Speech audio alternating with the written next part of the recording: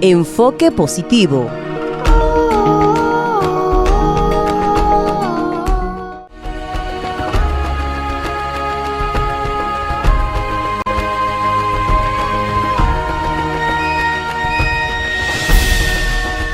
Mi nombre es Héctor Rafael Briceño. Nací en Guanare, estado Portuguesa, el 1801 del 52. Y la gente se preguntará que por qué nací en Guanare. Todos me hacen de Boconó. Sí, mucha gente cree que eres de aquí. Que soy de acá de Boconó. Realmente nací en Guanare por una cuestión circunstancial. Mi mamá, que en paz descanse, vivía en Campo Elías. Y para la fecha, las parturientas de Campo Elías no las traían a dar a luz a Boconó, sino que las llevaban a Viscucuy, que era más cerca. ¿El nombre de tu mamá? Emelina Briceño. Ella la llevan a Campo Elías, como te decía, y yo vengo pues llevando bromas desde que venía en el vientre de la madre mía, ¿no? Y cuando llegan a Viscucuy le dicen que no pueden dar a luz allí, que no puede dar a luz, que su caso es de cesárea, que es un parto complicado y que tienen que pasarla para Guanare. ¿Eres el primero? No, yo era el cuarto perfecto. Sí, de los 6 hermanos, el cuarto. Okay. Entonces, bueno, pasaron el carro donde la llevaban a ella, no sé qué tipo de vehículo era, y por aquello de que en el camino se enderezan las cargas, sí, pues parece que yo me enderecé y mi mamá me parió normal, no hubo necesidad de la cesárea, ella quedó muy mal porque yo era muy gordito al nacer. Y bueno, luego vivimos un tiempo en Campo Elías, pero mi data es de Guanare. O sea, cada vez que yo tengo necesidad de mi partida de nacimiento, tengo que ir a Guanare a retirarla. ¿Y el nombre de tu padre? Mi papá, Héctor Antonio Silva Tellería, él era del estado Bolívar, de Upata. Imagínate. Y trabajó en la compañía Martin. Por esa circunstancia de que venían construyendo carreteras, la compañía estaba abriendo caminos en todo el país por orden del gobierno de la época, del gobierno de Marcos Pérez Jiménez. Él era jefe de topografía de esa empresa que se llamaba la compañía Martin. Y allí conoció a mamá. Y bueno, de allí pues hemos venido, como se dice, evolucionando. ¿Tu mamá sí era de aquí? De Campo Elías. De Campo Elías. De Campo Elías concretamente. Luego se vino para Trujillo. La razón de ese viaje es porque cambiaban a papá de lugar, entonces se fueron a Trujillo. Claro. Allá nació mi hermana menor, que es Margarita Briceño, pues la que es licenciada en enfermería. Okay. Ya después regresamos o llegamos a Boconó y nace mi hermano menor, que es Marcos Tulio, que fallecido, ¿no? Y ya antes habían nacido Anulfo Juan, que era un deportista muy conocido a nivel de Boconó, que murió hace algún tiempo también. Antes que él había muerto mi otro hermano, al que yo le seguía, en un accidente de tránsito, Pascual Antonio. Total que éramos 4 hermanos, de los cuales quedo yo únicamente. Sobreviven 2 hermanas, que son Margarita, como te decía, y Angélica Rosa. Ambas viven acá en Boconó y bueno, aquí estamos. Cuéntanos eso de que fuiste limpiabotas y en qué año fue eso más o menos. Y o sea, por la necesidad tuviste que trabajar. Claro, ¿no? Primero la necesidad, ¿no? La necesidad que imperaba en el momento en mi casa. ¿De qué año estamos hablando? Estamos hablando del año 59. Yo tenía 7 años para la época. Recuerdo que fue un domingo. Yo estaba brincando en la casa. Mi mamá había tostado un café y en un descuido partí el budare. Yo, para evitar que me pegaran, claro, agarré un cajón que estaba de limpiabotas, porque mis hermanos mayores también limpiaban zapatos. Y entonces agarré un limpiabotas, un cajón que estaba allí, unos cepillos y una cosa, y me salí a la calle a limpiar. El budare costaba 3 reales de la época, un bolívar con un real. Yo recuerdo que hice 3,5, un bolívar con real y medio. Y compré el budare. Y desde entonces pues empecé a limpiar zapatos. ¿Cómo hiciste para aquella cosa que uno siempre le da como pena tras hacer un primer trabajo, incluso limpiar botas? Pues, no, realmente no sentí ninguna pena. Exacto, no, exacto. Lo que sí sentí al llegar a la Plaza Bolívar fue un rechazo de los más grandes. Ah, porque ya había gente. Sí, porque ya había gente allí. Entonces yo era aprendiz. Y uno de ellos, recuerdo, le decíamos Cachucha, él creo que todavía está vivo. Ángel Rojas se llamaba o se llama, dice, los aprendices no pueden entrar aquí. Y yo le digo, pero es que yo soy hermano del Chueco. El Chueco era mi hermano mayor y a él le tenían miedo.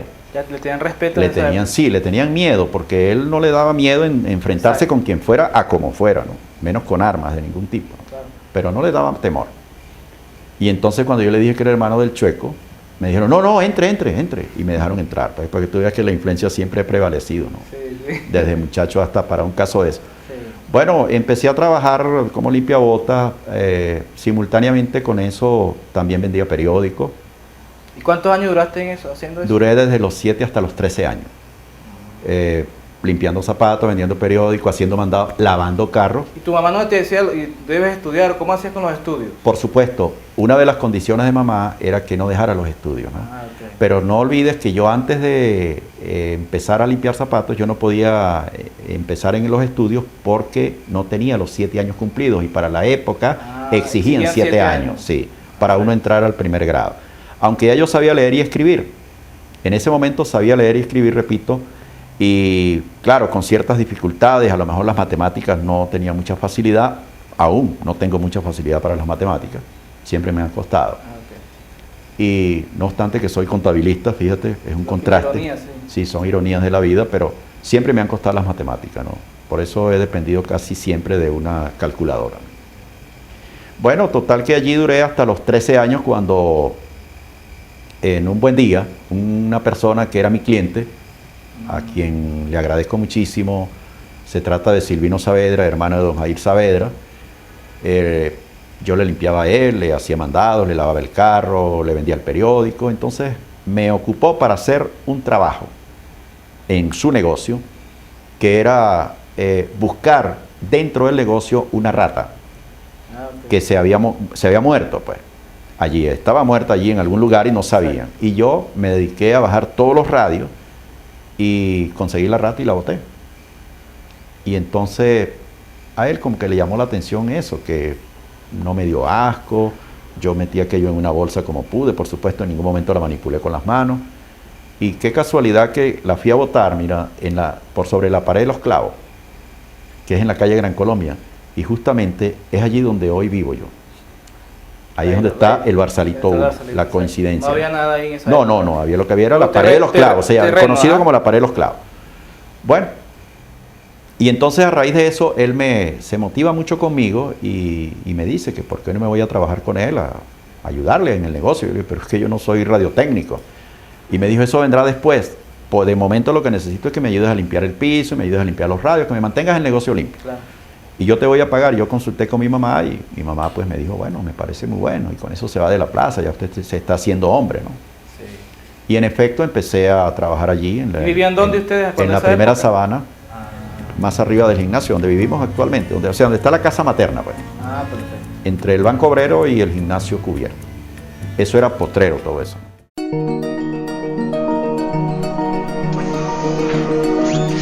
Enfoque positivo.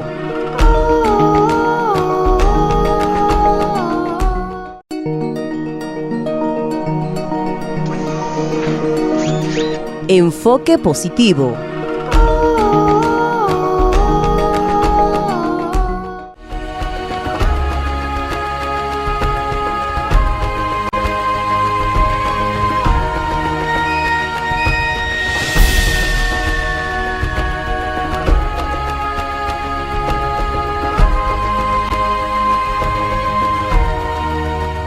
Entonces, háblanos un poco de cómo entras al mundo de la comunicación.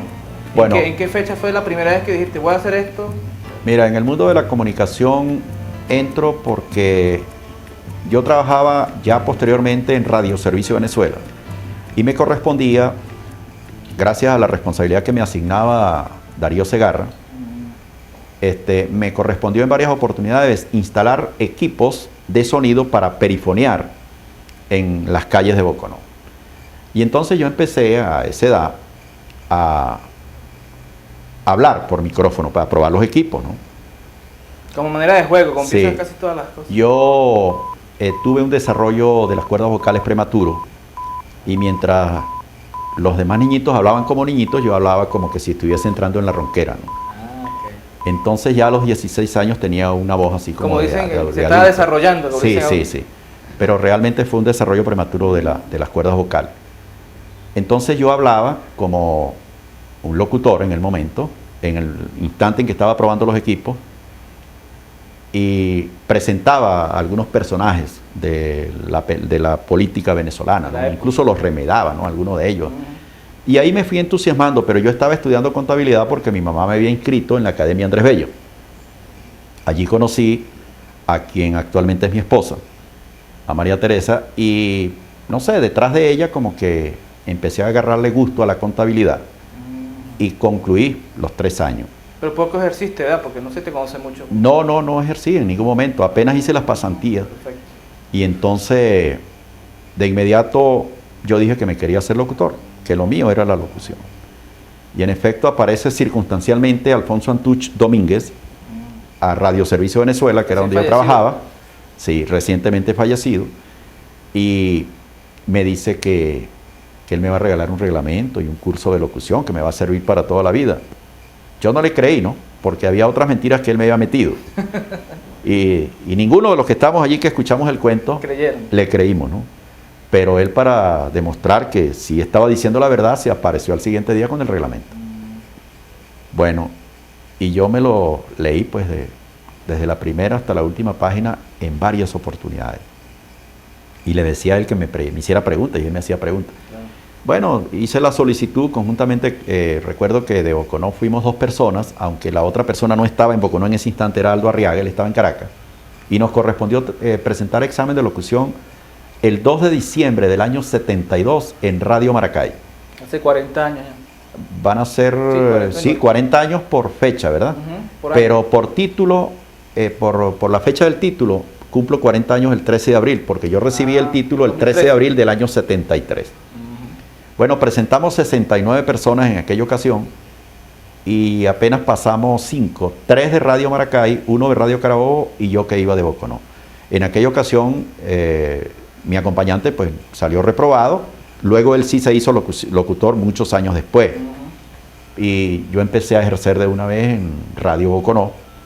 ¿Ya existía Radio Boconó? Ya existía Radio Boconó. Radio Boconó viene desde el año 63. ¿Qué tipo de programa hacías cuando eso? ¿Te acuerdas? Bueno, hacía un musical en la mañana.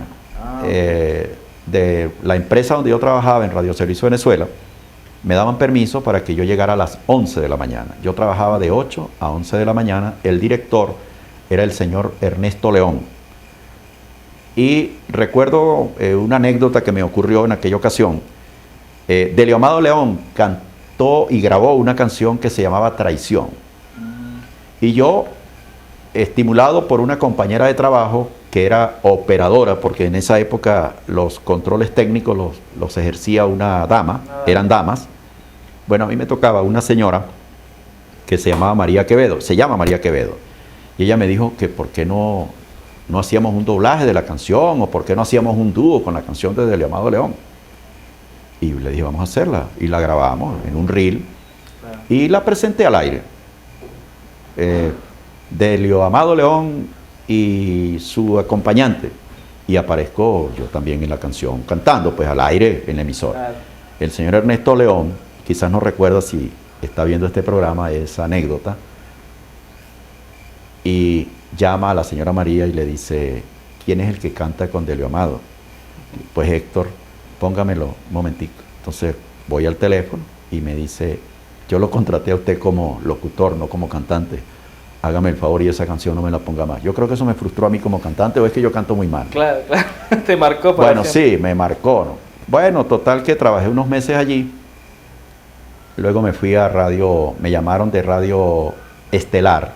Guanare. Sí, un amigo nuestro de acá de Boconó, que murió también, Nacho Ortegano, me dice que el director de Radio Estelar es amigo de él y que estaba buscando locutores, que si él le podía dar el número mío. Entonces le dio el número mío, entonces me llaman y bueno, telefónicamente contratamos que yo iba a trabajar en Radio Estelar. El caso es que fíjate que, habiendo nacido en Guanare, el 1801 del 52, yo conocí a Guanare el 18 de octubre del año 73. conocí, o sea, pisé tierras guanareñas. Yo no digo que no pasaba para allá o venía para acá, pero nunca bajarme en Guanare. Pero cuando tú naces en Guanare, te traen aquí una vez por acá, ¿verdad? Sí, para Campo Elías, ok. para Campo Elías, que era donde vivía mi mamá. Entonces conozco Guanare y empiezo a trabajar allí en dos emisoras, porque las dos emisoras eran del mismo dueño. Trabajaba en Radio Estelar y trabajaba en Radio Onda. Desde esa fecha empiezo a ejercer el periodismo, incluso ya lo hacía aquí en Boconó, porque siempre me llamó la atención pues la escritura y Y vi por ahí unos papeles que tú me enseñaste que tenías incluso hasta permiso para ejercer. sí, yo era uno de los 4 locutores del Estado Trujillo que estaba facultado por el Colegio Nacional de Periodistas a nivel nacional para ejercer, y tenía también, reposan en mi poder, algunas constancias de las directivas, de 3 directivas distintas del Colegio Nacional de Periodistas Seccional Trujillo, que autorizaban mi ejercicio, pero en el Estado Trujillo. Yo no podía ejercer en otro estado. No fuera de las fronteras de Trujillo. No fuera de las fronteras de Trujillo, sí. Total que, bueno, empecé a trabajar allá y allí nace mi primer hijo, ¿no? Que es Héctor Rafael. Y él, pues, el clima le empezó a afectar de una vez. Él fue engendrado acá en Boconó y fíjate, nace en Guanare, la coincidencia. A mi mamá la embaraza a mi papá en Campo Elías y me pare a mí en Guanare. Yo embarazo a la madre de mi hijo aquí en Boconó y él nace en Guanare, es una O coincidencia. sea, tú eres como la continuación tuya, incluso se Sí, llama sí. como tú. Bueno, se llama igual, Héctor Rafael. Él es briseño porque la madre también es briseño y coincidencialmente también es periodista. Es un periodista muy cotizado en el estado Aragua. De hecho, ya ha recibido varios premios regionales de periodismo y 2 o 3 municipales. Se destaca más que todo en el área deportiva y ha trabajado en varios diarios de allá de la zona. Hablando de tus otros hijos, tus otras hijas. Bueno, mi hija mayor es Jenny, ella es médico, es un neonatólogo y es gastroenterólogo infantil. Luego le sigue María Alejandra, es educadora. Y luego le sigue Adriana, que es administradora. Tienes 4 muchachos. Tenemos, sí, 4 hijos, un varón y 3 hembras. Enfoque positivo.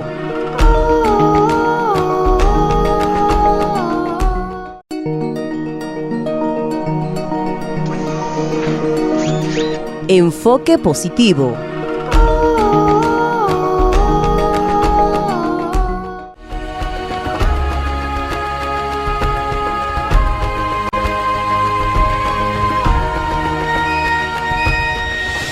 Bueno, total que el mundo ha seguido así, de esa forma. Yo regreso a Boconó en el año 76 porque creí que el mundo mío no era la radio, ¿no? En ese momento trabajaba en Radio Turismo en Valera y pensé dedicarme al comercio. Y entonces hice una sociedad con mi compadre Fermín Mejía, montamos el negocio Multisonido, que estaba ubicado en la zona de acá del puente de Zumbador, justamente al lado de un conocido negocio de bebidas gaseosas. Sí. Allí estuvimos bastante tiempo. Yo recuerdo cuando... Bueno, después yo fui llamado por la gente de Radio Jardín, que aunque yo no venía a trabajar en radio, pues me motivé, ¿no? Y empecé a hacer un programa de campesino en la mañana, de orientación campesina, con invitados especiales. Luego el mismo director, que era Germán Garangún en Zuleta, un buen amigo con quien había compartido responsabilidades en Portuguesa, había narrado noticias con él, me dijo: yo voy a sacar un noticiario y quiero que tú me acompañes. Yo le dije: recuerda que yo no vine a Boconó a trabajar en radio, te puedo acompañar en la mañanita, pero bueno, pero al mediodía. Y bueno, me fue llevando hasta que yo acepté. Luego él, sabiendo que a mí me gustaba mucho la poesía, me dijo: tú tienes que hacer un programa romántico. Y empecé a hacer un programa que se llamaba 3 para el amor. ¿Lo hacías aquí en Lo hacía en radio. ¿En la mañana o en la noche? Pues siempre no, los programas... en la noche, sí. No, 3 para el amor se llamaba en Radio Turismo. Aquí se llamaba Poemas y Canciones de Amor.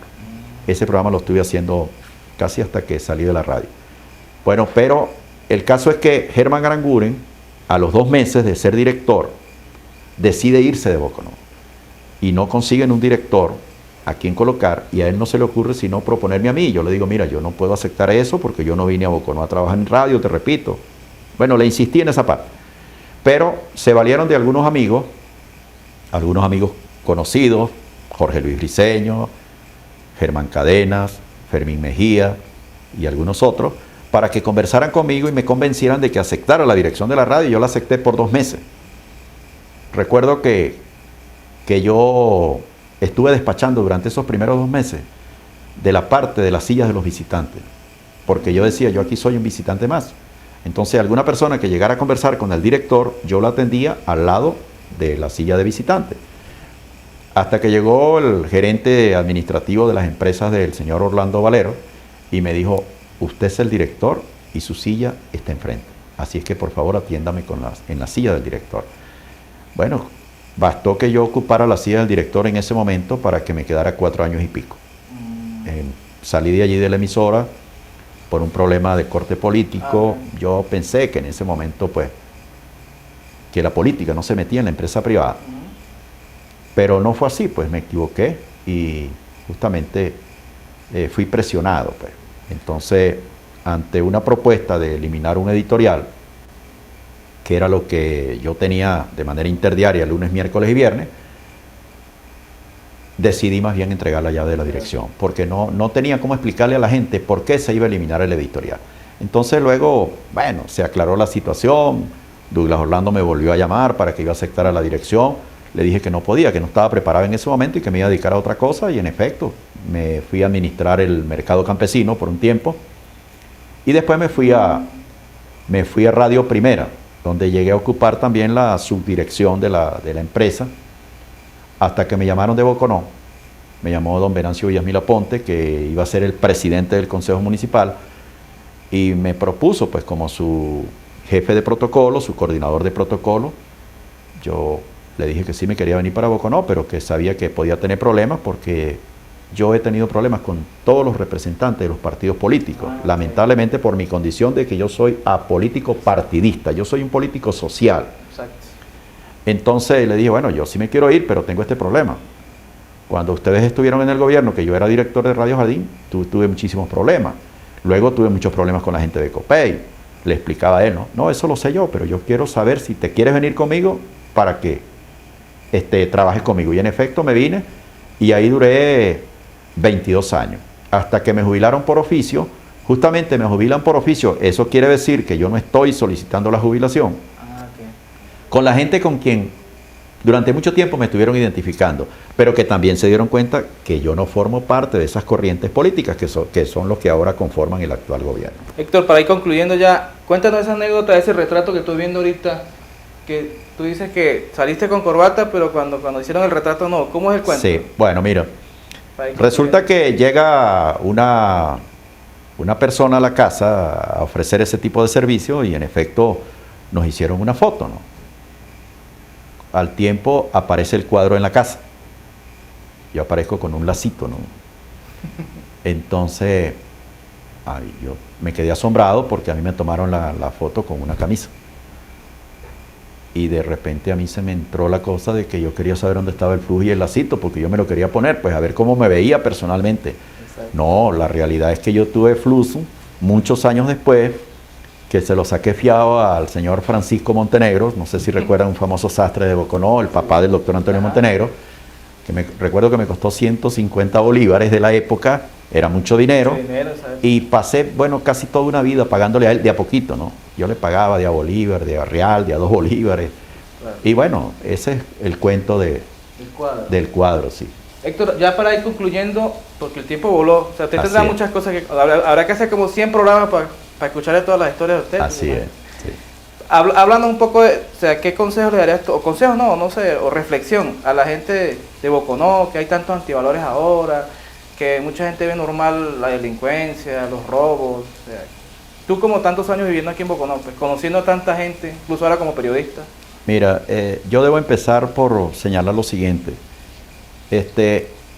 No todos los jóvenes que andan en la calle son delincuentes, partamos de ese principio.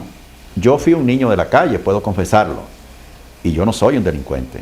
Con todo mi pasado, como te lo he comentado, Yo recuerdo que a los limpiabotas o a las personas que vendíamos periódicos, lavábamos carros o hacíamos mandados, nos veían extrañamente, ¿no? O sea, cuidado que ahí está un limpiabotas. O sea, como que uno se iba a robar algo, ¿no? Sí, exacto. Resulta que el que se la robaba era el que estaba del otro lado, que no era limpiabotas. Entonces, yo pienso que lo que hay es que seguir sembrando valores en la familia. Aquí no es suficiente con que el gobierno tenga muchas patrullas y demasiados funcionarios para arremeter contra la delincuencia. Claro que hace falta mano dura, pero pienso que aquí es la formación de la nueva sociedad. No es posible que una gente llegue a la casa con un vehículo, con un equipo de sonido y que los padres no sepan de dónde provino eso. Exacto. Yo recuerdo que yo me conseguí un lápiz Mongol en una ocasión y llegué a mi casa y le dije a mi mamá dónde me lo había conseguido y mi mamá me llevó al sitio y le dijo al señor, al que apareció allí en la casa de familia, enfrente donde yo me había conseguido el lápiz, le dijo, mire, mi hijo se consiguió este lápiz. ¿Es suyo? No. Eso debe haber sido de alguien que se le quedó por ahí. Se le cayó por ahí. Entonces ella le dijo, yo se lo dejo a usted para que cuando aparezca el dueño se lo entregue. Y el señor, como a los 6, 8 días, yo iba pasando y me llamó para entregarme el lápiz porque no aparecía el dueño del lápiz. Yo le dije, no señor, yo no se lo recibo, entrégueselo a mi mamá. Claro. Y mi mamá fue y retiró el lápiz. Entonces, yo creo que esos son valores. O sea, yo creo que va en cada persona, que el cambio lo da uno mismo. Claro, claro. Son valores. Yo creo que la familia debe estar más integrada, debe estar mucho más pendiente de lo que hacen los hijos. Y por supuesto, el estudio, la educación, activar en los aspectos culturales, en el área deportiva. Yo fui recientemente a cubrir un evento deportivo al estadio José Antonio Maldonado y me quedé asombrado. Estoy hablando de un juego de 2 equipos máster, América de Trujillo, que es un tremendo equipo, y el máster de Boconó, que también es un buen equipo, y ahí habíamos escasamente 8 personas, y de las 8 personas, por lo menos 5 eran de fuera de Boconó, eran acompañantes de la América de Trujillo.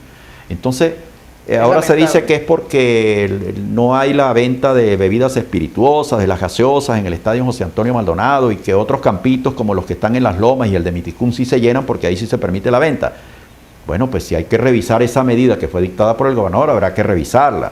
Pero tiene que haber una manera de hacer que la gente vaya a los eventos deportivos. Que sea de atractivo. Que sea de atractivo. Ahora, eso no implica que también en los eventos deportivos de menores de edad se vaya a permitir la venta de este tipo de bebida. Pero digo, para promover un poco el deporte y de alguna manera atraer a la familia boconesa, como anteriormente ocurría, yo creo que una de las cosas que se debe hacer es abrirse un poco más.